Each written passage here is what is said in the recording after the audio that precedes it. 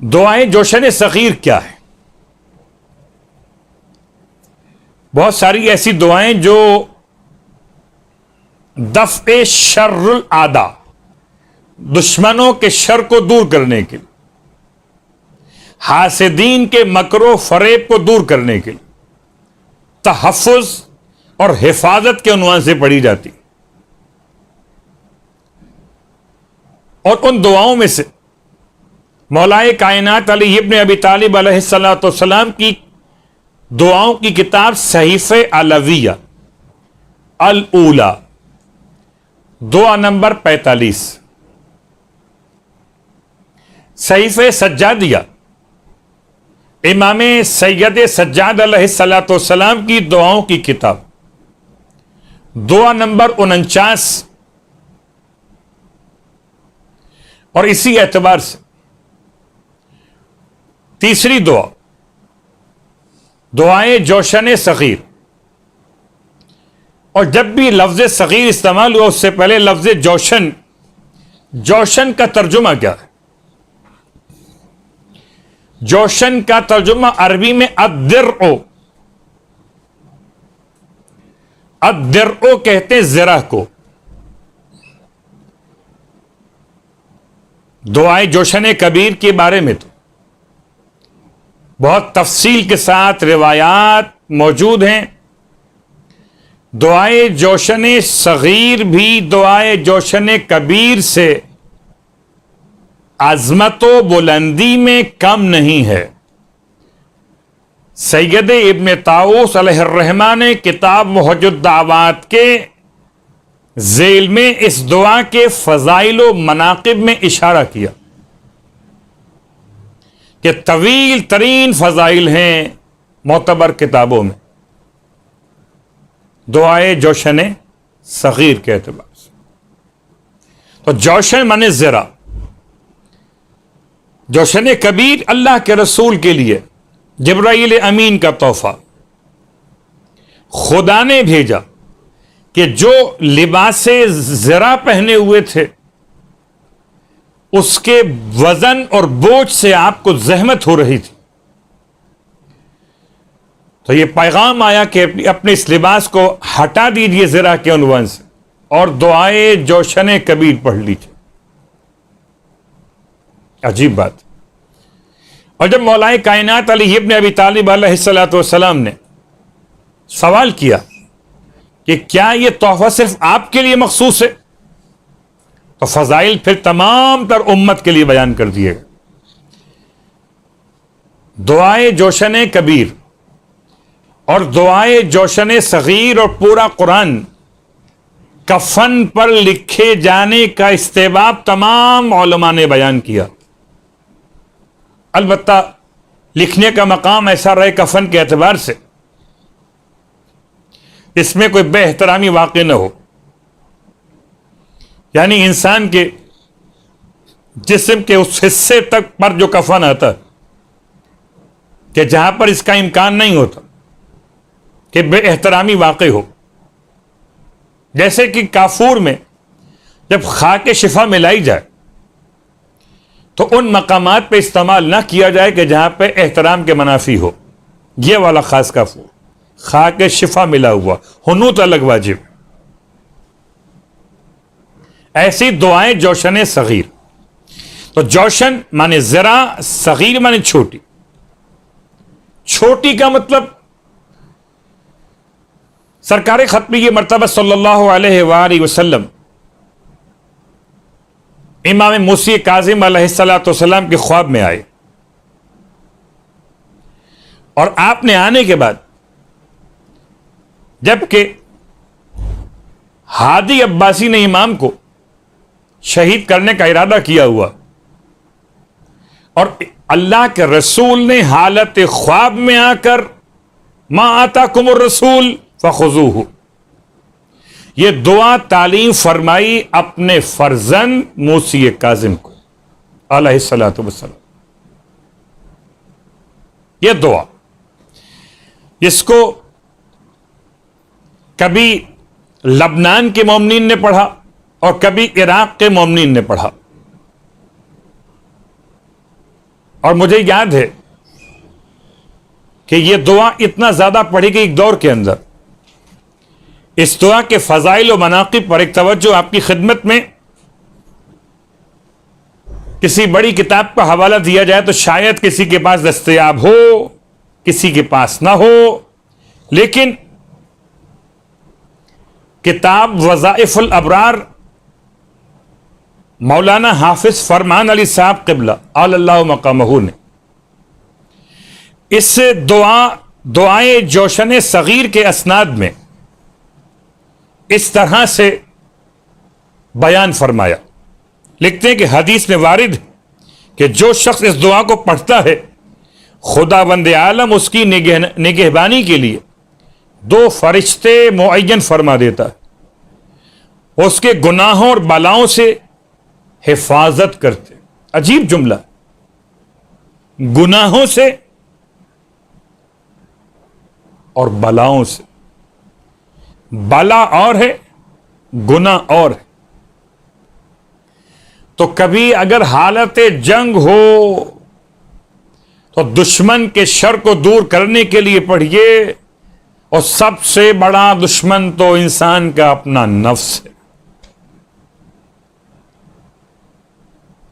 دشمن سے مقابلہ ہو تو یہ دعا اس وقت پڑھی جائے، اور جب نفس کا مسئلہ ہو، جیسے نماز حدیث نفس، جیسے وہ جملہ آپ کی خدمت میں اس مکتب کے ذریعے سے پیش کر دیا جائے. میں ایک ادنا سا طالب علم کی حیثیت لیے ہوئے میں نے بہت تلاش کیا کہ کورونا وائرس کے حوالے سے عارفین کیا کہتے ہیں. تو 2 پیغام مجھے ملے، ایک استغفار اور ایک وہ دعا جس سے حرص کے نام سے یاد کیا گیا، جناب سیدہ فاطمۃ الزہرا سلام اللہ علیہ. یا حی یا قیوم برحمتک استغیث فلا تکلنی الی نفسی طرفۃ عین ابدا. اے حی اور اے قیوم، فریاد رسی فرمائیے، آپ کو آپ کی رحمت کا واسطہ ہے. اے معبود، مجھے میرے نفس کے حوالے مت کرنا. آنکھ کے پلک جھپکنے کے برابر وقت کے لیے. تو یہ دعا جوشن صغیر کے اسناد میں کہ جو بھی اس دعا کو پڑھے گا 2 فرشتے خدا معین فرمائے گا، وہ اس کے گناہوں اور بلاؤں سے اس کی حفاظت کریں گے. گناہوں سے اور بلاؤں سے. جو شخص ماہ رمضان میں 3 مرتبہ پڑھے گا تو خداوند عالم اس پر آتش جہنم کو حرام کر دیتا، بہشت کو واجب کر دیتا ہے. اگر ایک بار بھی پڑھ لے تب بھی کافی ہے. ماہ رمضان، اب ماہ رمضان نہیں ہے، اور اگر کوئی شخص ہر روز اس دعا کو پڑھے اور قضا نہ کرے تو شہیدوں میں داخل ہوگا. خداوند عالم اس کے واسطے 100 شہیدوں کا ثواب شہدائے بدر کے ثواب کے لحاظ سے لکھے گا. جو شخص اس کو رات میں پڑھے گا تو پروردگار عالم اس کی طرف نگاہ رحمت سے توجہ فرمائے گا، اور جو حاجت دنیا و آخرت کے لیے پروردگار سے طلب کرے گا خدا اسے وہ عطا فرمائے گا. مگر جب یہ دعا پڑھے باطہارت پڑھے، اور جب اسے باندھے تو باطہارت باندھے. یہ جملہ بتا رہا ہے کہ یہ دعا بھی ہے اور تعویذ بھی ہے. جو شخص اس دعا کو چینی کے برتنوں میں آب رواں بہتا ہوا پانی، دریا، نہر وغیرہ کا، اور زعفران سے دھو کر، دریا کے پانی سے اور زعفران سے دھو کر لکھے اس دعا کو چینی کے برتن پر، اور پھر اسے زعفران سے لکھے، پھر پانی جو رواں ہو دریا یا نہر کا اس سے دھو کر اس لکھی ہوئی دعا کے الفاظ کو مریض کو پلا دے تو مریض شفا یاب ہو جائے گا. تندرست ہے اگر پہلے سے تو بیماری بدن میں بالکل نہ رہے گی.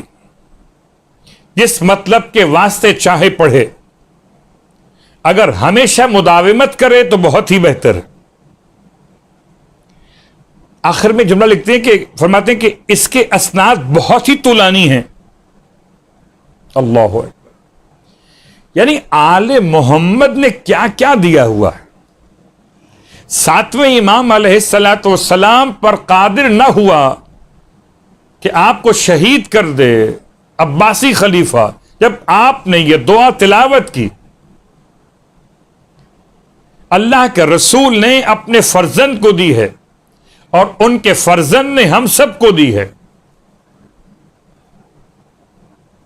عجیب بات ہے. کبھی سوچیے کاظم کو تو غصہ نہیں آتا اور دشمن کے مقابلے پر غصہ نہ آئے تو کیا کرے؟ دعا کا سہارا. اللہ اکبر. یعنی میں جملہ آپ کی خدمت میں کو کاظم نے آپ کو دیا ہے، اب جو پڑھے وہ کاظمی ہو جائے، غصے پہ کنٹرول بھی کرے، دعا بھی پڑھے. اور میں تمام صاحبان ایمان کی خدمت میں عرض کروں کہ اس دعا کو ترجمے کے ساتھ پڑھیے گا. جب کبھی آپ کو یہ اندازہ ہو کہ اللہ نے آپ کو نعمتیں کم دی ہیں، کوئی شکوہ ذہن میں آنے لگے، خدا نہ خواستہ حالات کو دیکھتے ہوئے جاب چھوٹ گئی، روزگار بند ہو گیا، کاروبار مان پڑ گیا، تو ایسے میں یہ دعا پڑھیے تو آپ کو شکر خدا کی وہ کیفیت نصیب ہوگی. اور خاص طور سے کرونا وائرس کے اس پھیلے ہوئے ماحول کے اندر بیماروں کی خبریں سنتے سنتے یہ دعا پڑھیے تو آپ کو اندازہ ہو جائے گا کہ اس دعا میں کتنے جملات معصوم نے ادا کیے. اس دعا کا خلاصہ ہم کر لیتے ہیں. میں تلاش کرتا رہا بہت عرصے سے، تو آقائے بزرگ طہرانی نے اپنی کتاب تصانیف الشیعہ میں اس میں جو اس کی شرح لکھنے کا حوالہ بیان کیا، خالی ایک عالم نے، محمد ابن اسماعیل نے یہ شرح لکھی ہے. دعائے جوشن کبیر کی شرحیں بہت زیادہ ہیں. وہ کیا ہے؟ خدا کے نام ہے. یہ کیا ہے؟ خدا کے احسان ہے. 19 کلمات ہیں. اس کی اگر شرح بیان کرنا شروع کی جائے تو کم از کم 19 تو درس ہونے چاہیے پھر اس کے لیے. 19 کلمات ہیں اس کے اندر. اور علماء نے اس دعائے جوشن صغیر کو زیارت عاشورہ کے مثل قرار دیا. میں نے جملہ پڑھا تو میں حیران ہوا کہ اس میں زیارت عاشورہ والی کون سی بات ہے. تو میں یہاں تک پہنچا اس جملے کو علماء کے پڑھنے کے بعد کہ جیسے زیارت عاشورہ مکمل ہوتی ہے ایک سجدے اور دعا پر، ایسے دعائیں جوشن صغیر مکمل ہے ایک سجدے کی دعا پر. آئیے، جس طرح زیارت عاشورہ میں علماء کہتے ہیں کہ اگر آپ کو زیارت عاشورہ پڑھنے کا موقع نہ مل سکا ہو تو کم از کم اللہم ارزقنی شفاعت الحسین یوم الورود، اپنے سجدوں کی دعاؤں میں یہ جملہ شامل کیجئے. اسی انداز سے ہم کہتے ہیں کہ اگر دعائے جوشن صغیر پوری تلاوت کرنے کا وقت نہ مل سکے تو اس میں جو سجدے کی دعا ہے اسے یاد کر لیجئے، اور جب بھی سجدے میں موقع ملے اس دعا کو پڑھنے کا تلاوت کیجئے. لطف محسوس کریں گے خدا سے باتیں کرنے کا. آئیے اس میں کچھ اشارے مکمل کرتے ہوئے اس کا پہلا جملہ الہی و کم من عدو انتضى علی سیف عداوت، خداوند اکثر ایسے میرے دشمن ہوئے جنہوں نے مجھ پر دشمنی کی تلوار کھینچی ہے،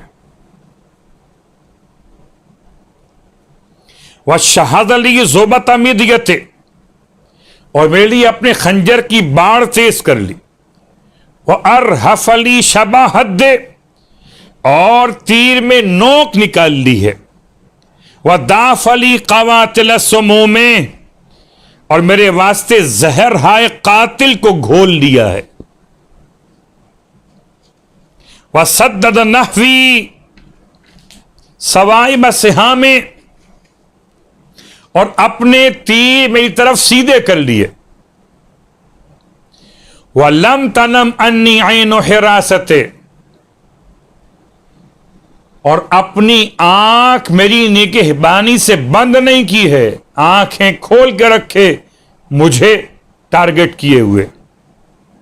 اللہ اکبر۔ میں نے صرف جملہ اس لیے پڑھا کہ آپ کو اندازہ ہو کہ جتنے خطرات کے آپ کے ذہن میں الفاظ آ سکتے ہیں نا، اسے یہاں کور کیا گیا۔ 19 کلمات میں 14 کلمات ایسے ان میں تقریباً ایک جیسے الفاظ دہرائے گئے جیسے دعائے جوشن کبیر میں سبحانک لا الہ الا انت الغوث الغوث خلصنا من النار یا رب، جیسے سورہ مبارکہ الرحمن میں فبأی آلاء ربکما تکذبان، ایسے اس میں فلک الحمد یا ربی من مقتدر لا یغلب وذی انات لا یعجل، عجیب جملے ہیں۔ فلک الحمد، پس تیرے لیے ہے حمد اے پروردگار میرے، من مقتدر، تو ایسا قادر، ایسا صاحب اقتدار کہ لا یغلب، جو کبھی مغلوب نہیں ہوتا، وذی انات لا یعجل، اور ایسا صاحب تحمل ہے جو کبھی جلدی نہیں کرتا۔ اللہ اکبر۔ انسان بہت جلد باز۔ صلی علی محمد وآل محمد، محمد اس کی آل پہ درود نازل فرما۔ وَاجْعَلْنِي لِأَنْعُمِكَ مِنَ الشَّاكِرِينَ، اور مجھ کو اپنے شکر گزاروں میں داخل کر لے۔ وَلِآلَائِكَ مِنَ الذَّاكِرِينَ، اور مجھے اپنی نعمتوں کے ذکر کرنے والوں میں سے قرار دے۔ تھوڑا سا اختلاف، کچھ الفاظ کا اضافہ اور کمی، 14 کلمات مکمل ہوں، اور 14 کلمات کے بعد 5 کلمات اس کے آخر۔ یہ ایسی دعا جس کے اندر سجدے میں سر رکھ کر خدا سے بات کی جائے۔ سجد وجہی الفانی البالی لوجہک الدائم الباقی۔ اللہ اکبر۔ یہ عام اس میں بھی پڑھ سکتے ہیں، کبھی انشاءاللہ وقت ملا تو نماز کے ان مستحبات کو بیان کریں گے جو عام طور سے مختصر کتابوں میں بیان نہیں ہوئے۔ میں نے کسی موقع پہ اشارہ کیا تھا کہ رکوع سجود کے اذکار سے پہلے اور اذکار کے بعد 2 سجدوں کے درمیان اور تشہد کے ساتھ کہ جن کلمات کو بعد میں تلاوت کیا جاتا ہے، عروۃ الوثقی اور دیگر معتبر بڑی کتابوں کے اعتبار سے، ان میں سے سجدے کی دعاؤں میں دعا شامل، جو دعا جوشن کبیر کے آخر، صغیر کے آخر، کبیر نہیں، سجدہ وجہی الفانی البالی، سجدہ کیا میرے فنا اور پوشیدہ ہونے والے چہرے نے، لوجہک الدائم الباقی، تیری اس ذات کو جو دائم بھی ہے اور باقی بھی ہے. اور اسی دعا کے اندر پھر اپنے دشمن کا نام لے کر اس کے باپ کے نام کے ساتھ یاد رکھیے. دشمن سے مراد دشمن آل محمد، دشمن سے مراد ناصبین غاصبین حقوق آل محمد. یہ تمام دعا کبھی اگر خدا کی نعمتوں کو سمجھنا ہو کتنی آسانی میں ہے. یہ جوائنٹس کام کر رہے ہیں بڑی آسانی میں ہے. آپ کے سامنے آپ کے گھر والے بڑی آسانی میں ہیں. اس دعا کا ترجمہ پڑھیے تو آپ کو اندازہ ہو کہ مشکلات کہتے کسے. خدا نے ان تمام مشکلات سے مجھے اور آپ کو بچا کے رکھا. بس میں نے بات کو تمام کیا. دعائے جوشن سخی جتنا پڑھ سکتے ہوں. جب خاص طور سے مایوسیت پیدا ہونے لگے، جب گناہ پریشان کرنے لگیں، جب آپ شکر خدا کی طرف متوجہ نہ ہو پا رہے ہوں کیا دیا ہے خدا نے آپ کو، تو پڑھیے اٹھا کے اسے، تو شکوہ شکر میں تبدیل ہو جائے. لاکھوں نہیں کروڑ انسانوں سے اللہ نے آپ کو بہت بہتر حالات میں رکھا.